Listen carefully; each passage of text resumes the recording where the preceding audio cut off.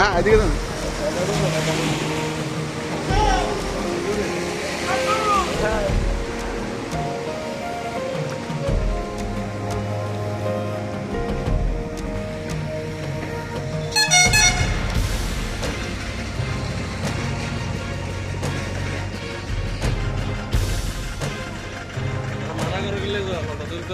হাঁকনামি করলে যাবে আর কি, কিছু পরিণত হয় না এত দিকে তো।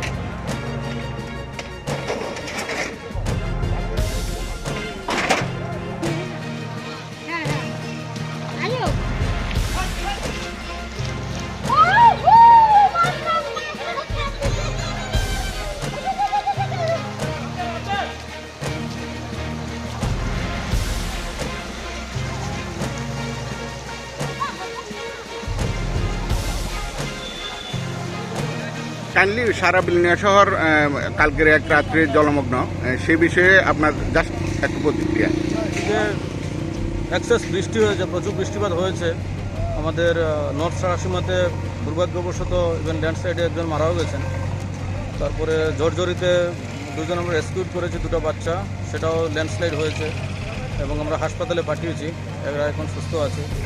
তো ডিউ টু এক্সেস রেইনফল জল ওয়াটার স্টেশনের হচ্ছে, তবে আমাদের টিম পুরো আমরা কাজ করছি, ইভেন জেসিবি নিয়েও কাজ করছি, ম্যানুয়ালও কাজ হচ্ছে, জল নামছে এবং আশা করি কিছুক্ষণের মধ্যে ক্লিয়ার হয়ে যাবে। Okay sir, thank you. হ্যাঁ এদিকে যান।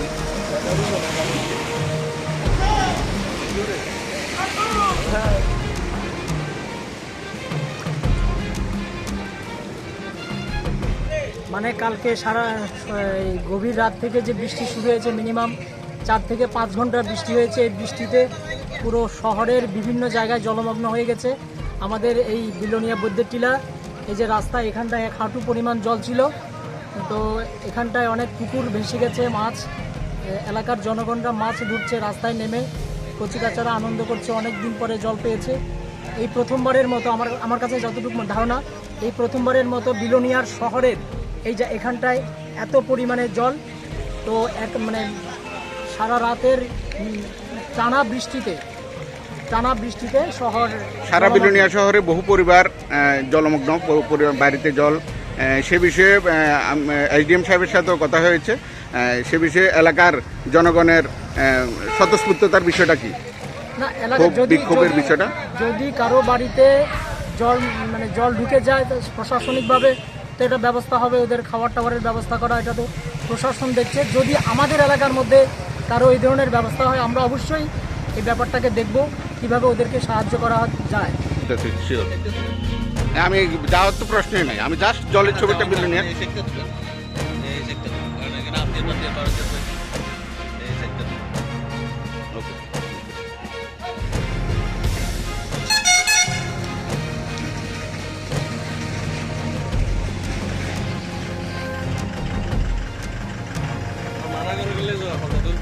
হাঁকনামি করলে যাবে আর কি, কিছু পরিণত হয় না এত দিকে তো লাগবে রিপোর্টার।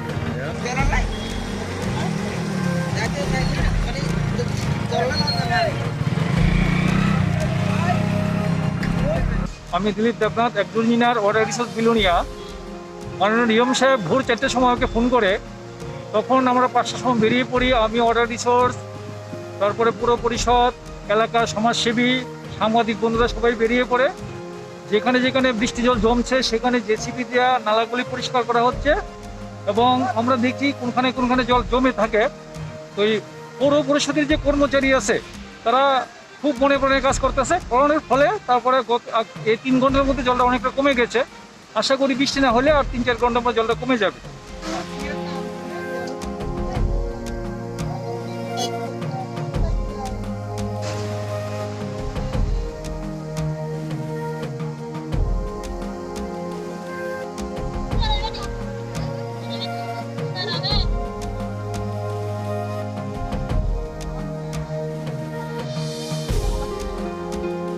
সাড়ে 3টা, প্রায় 3টা বাজে, মনে হয় যেন আকাশ ভেঙে প্রচন্ড বৃষ্টি হয়েছে, প্রায় 5 ঘন্টা ব্যাপী, মানে অগণিত বৃষ্টি। এটা আমরা কোনোদিন দেখিনি এত বৃষ্টি হয়েছে রাত্রিবেলা। সেই কারণে শহরে এবং শহরতলিতে প্রচুর জল জমে গেছে এবং পুকুরগুলি ভেসে গেছে। এবং আমাদের সঙ্গে সঙ্গে রাত্রি প্রায় 5টার সময় পৌরসভার কর্মীরা বেরিয়ে গেছে, আমি নিজেও বেরিয়েছি, আমাদের এসডিএম বেরিয়েছি, আমাদের এমএলএ বেরিয়েছি, আমাদের ডিডব্লিউজির বিভিন্ন স্টাফ অফিসার থেকে শুরু করে স্টাফ বেরিয়েছে। ওনারা চেষ্টা করছেন জলগুলি বের করার জন্য। মুশকিল হয়ে গেছে বাংলাদেশের যে ফেন্সিং শহরের সঙ্গে, সেখানে যে ব্যারিকেড আছে তার জন্য জলগুলি যেতে দেরি হচ্ছে এবং সেখানে কতগুলি ব্লকেজ আছে, সেই ব্লকেজগুলি খোলা হয়েছে অতি দ্রুত গতিতে। আমার মনে হয় আর আধা ঘন্টা যদি বৃষ্টি না হয়, আধা ঘন্টা বৃষ্টি না হলে শহরের জল নেমে যাবে। তাই সবাই মিলে কাজ করছে, কষ্ট হচ্ছে, ভিজে ভিজে কাজ করছে, আমরাও ভিজে ভিজে কাজ করছি। তাই তুফান হয়নি, বৃষ্টি হয়েছে, অসম্ভব টাটা, বিদ্যুৎ প্রচণ্ড পরিমাণে চমকিয়েছে। তার মধ্যেও যেভাবে কাজ করেছে আমি ওনাদেরকে ধন্যবাদ জানাই। শ্রমিক যারা অফিসার, যারা শ্রমিক, তাদেরকে ধন্যবাদ জানাই।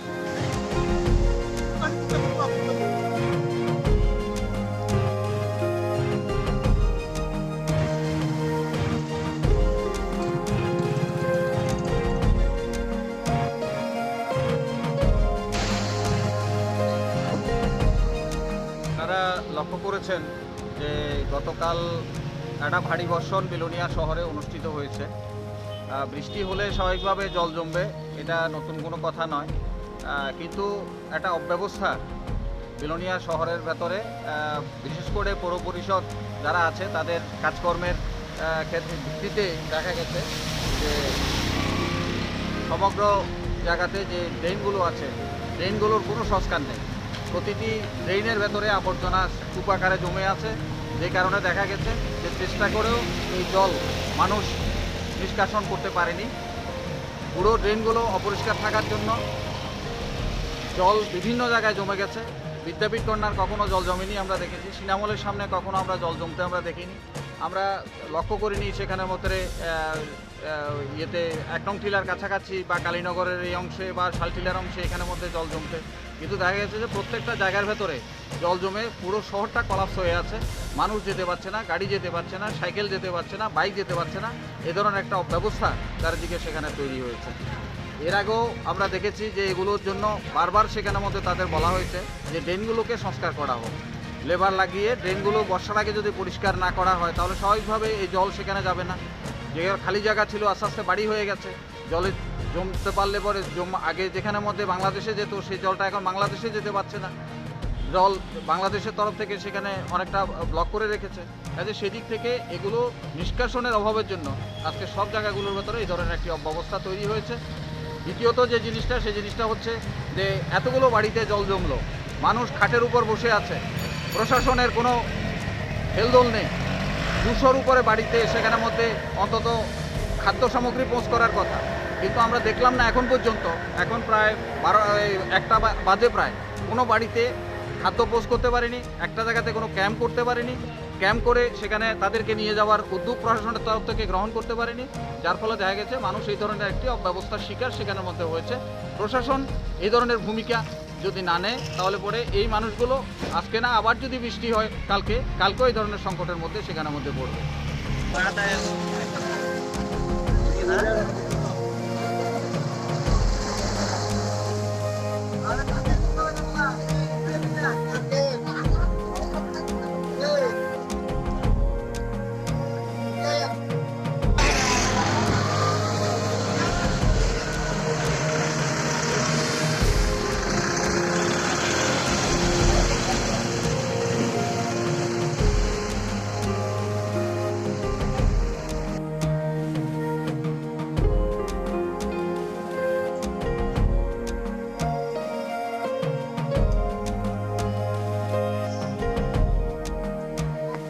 রফিক মিয়া, কোন বাড়ি, জাজরি, কোন পঞ্চায়েত, সারা সমাধান স্যার।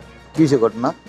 কারণ কি মাটি ভাঙ্গি ঘরের অংশ দিয়ে হচ্ছে, ঘরের ভিতরে মাটি ঢুকি, তারা আসলে খাটে শোয়ানো, খাটের উপরে মাটি উঠি, তারা এই অবস্থা হয়েছে।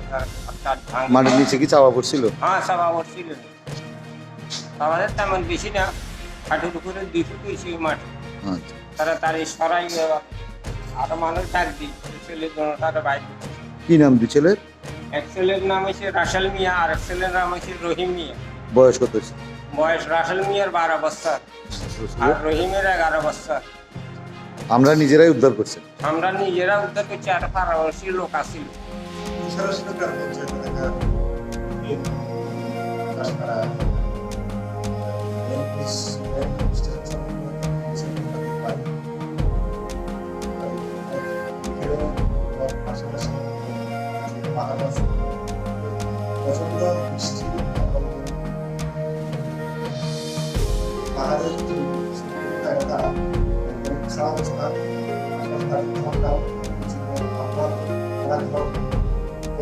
তারা সম্ভবত দুবাই করছিলেন।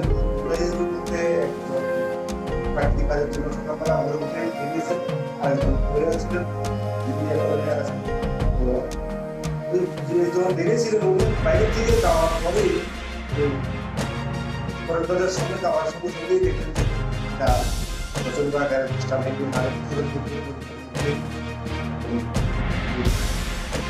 উঠেছিলেন মশারি এবং তাদের গায়ে অবস্থায় পিছনের মধ্যে ছিলেন। সেখানে বর্ষ হয়েছে। কি নাম জানি বাবার নাম? বিষয়টা কি হলো ওখানে? আমার কাছে কোনো একটা দিকে একটা খবর গেছে যে মনোমুখে দাসপাড়াতে 10 করে নাকি একটা মানুষ পাইতে আছেন। এরপরে আমরা বিলোনিয়া শহরে সব রাস্তাতে জলের ব্লক হয়ে গেছে, ঘুরে ঘুরে 1 ঘন্টা সময় লাগছে টাউন থেকে বাইরে জায়গা ফিরতে আইলাম।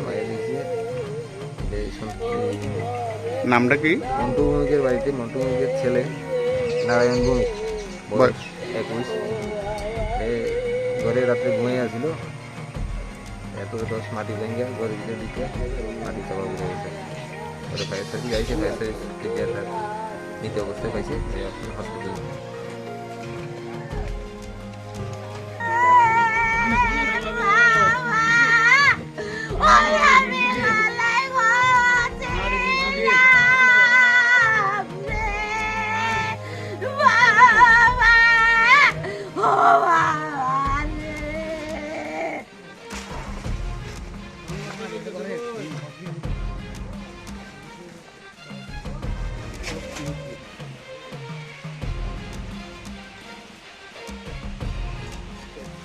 আর গিলে ননি রাখছো, আর ননি গিলে রাখছো, আর হোলা ননি আরে আর দিন দিবালা। আপনার ক ছেলে? আমার 7 ছেলে আছে, 2 ছেলে আগে গিয়ে মরে গেছে, মারা গেছে। আর কীর্তন রইলে আর কোনে খাবো, আর আসাম যা তরলে ওলা আর ডাক্তার 3বার লোক গেছে, আর চলছ 1বার লোক গেছে হাবান না আরে কোনে খাওয়াবে, আর কীর্তন রইলে আর ঠাকুর গিলে রাখি, ঠাকুর আরো অক্ষর নিতে আমি ঠিকই জালি কেটা। ঘটনাটা কিছুক্ষণ তো? ঘটনাটা হয়েছে সকালে তো জমজম বৃষ্টি শুরু হইতে আছে, এই ঘুমাই রয়েছে ঘরে। আর এদিক থেকে বৃষ্টি লগে লগে 10 মাটি গাছে টাছে লই আয়া পড়ছে পুরা ঘরের ভিতরে। আচ্ছা, ঘরের ভিতরে আপনার লগে সেই খাটে ঘুমানো আসছিল, মানে অবস্থায় মাটি চাপা পড়ে গেছে। ওর নাম কি? আর নাম হচ্ছে নারায়ণ ভৌমিক। কি করেন উনি? এমনি কাজ করে, রঙের কাজ করে। এরপর কিভাবে সবাই উদ্ধার করলো? এখন গ্রামবাসীও আইছে, বাইরের উপরের লোকও আইছে, আইয়া মাটি টাটি সবাই প্রায় 1.5 ঘন্টা যাবত শুনছিলাম। 1.5 ঘন্টা 2 ঘন্টা যাওয়ার মাটি সরাইছে।